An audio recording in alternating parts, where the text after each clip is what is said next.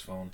Hello, YouTube. It's me, John Avenger, once again, and this is a review, not a podcast, because I'm going to do a podcast tomorrow of 2025 animated movie that came out last summer. It was kind of underrated. It got some decent reviews, but didn't make the money that the first one did, and that is The Bad Guys 2 from last year.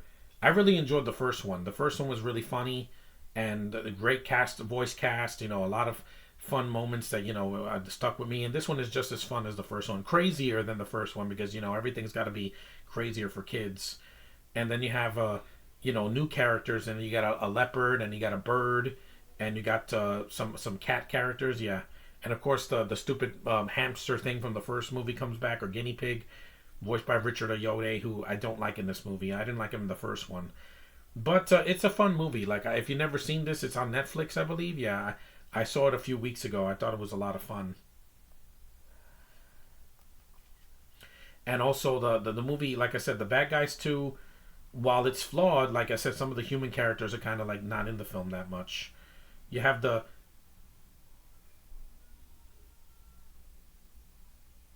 you have the characters. You have the wolf and the tarantula and the piranha and the shark from the first movie, and you have the snake, and you have who else?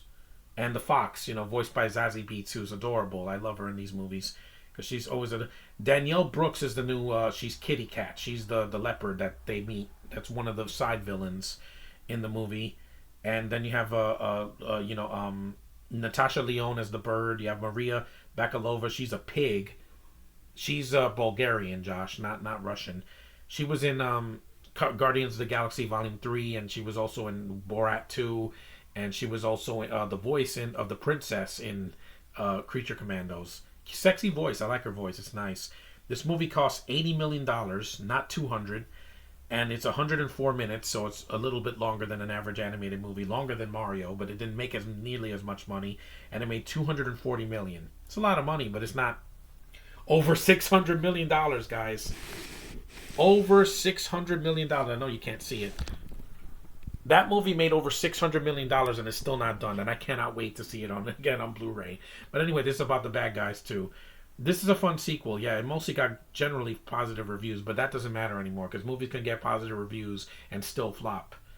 Look at Thunderbolts last year. But basically, the plot is, the bad guys are trying to do good now because they're not villains anymore, and it's basically the guys are forced to come out of retirement and join forces with an all-female criminal squad to perform one last heist, kind of like the Ocean's films, but for kids. There's no curse words or violence. It's just mostly cartoonish, and it's very funny. Like, I thought this and Zootopia 2 were a nice breath of fresh air after a string of bad animated movies since 2020. And yeah, if it's something like there's some songs in the movie, like in the first one. I like these movies a lot better than the Sing movies, mainly because Sing is too long, and I don't care for the accents. A lot of the accents there just bother me. You have a Welsh accent, British accents, and you have freaking, what other accent? Like German, and all. It's too much. It's trying to be international, but it just doesn't work for me.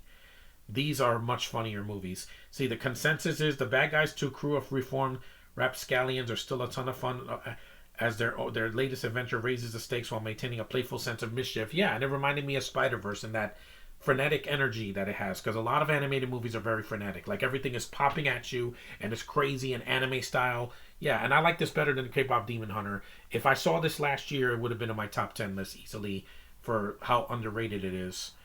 And yeah, I think it's fun, and it might get a KCA nomination this year. Harassment lawsuit. What harassment? They started an editor another thing. What said it's a gender-based place. Yeah, that was a stupid thing. Some trans person didn't want to go, wanted to sue the company. I'm like, this is a movie for kids. There are no non-binaries or whatever in movies like this. Animals have a gender. Most of them have genders. They're either male or female. There is no they. Okay. Some animals can reproduce asexually, but it's not in that sense. It's in for reproduction to survive, not to progress. But anyway, if you want to see this movie, it's on Netflix. It's a lot of fun. Go watch it. Go watch Zootopia 2. These are fun sequels that needed to be made. They're not like unnecessary sequels like Kung Fu Panda 4. where I was just bored throughout most of it because it was just a rehash of the first three, and the villain wasn't even that interesting. It just reminded me I wanted to go back and see the first three films again. But with this, I really like it. It's a good companion piece. If they do a third one, that'd be nice to round out the trilogy and just end it. Don't do 12 of these movies. This is not The Land Before Time. Just know when to end it. Know when you're licked. Mario, they can make 10 of these movies, and I'm going to be happy to see all of them because I'm a Mario fan. People know that. Look, forever. But anyway, thanks for watching, guys. Take care. I'll do a podcast tomorrow. I want to do more reviews because I don't want to leave you guys hanging for a month because I did that last month because I was so burnt out. But thanks for watching. Take care. And I'll see you guys tomorrow. I'll be doing a podcast for Snow White and the Huntsman, hopefully. Yeah. See you later.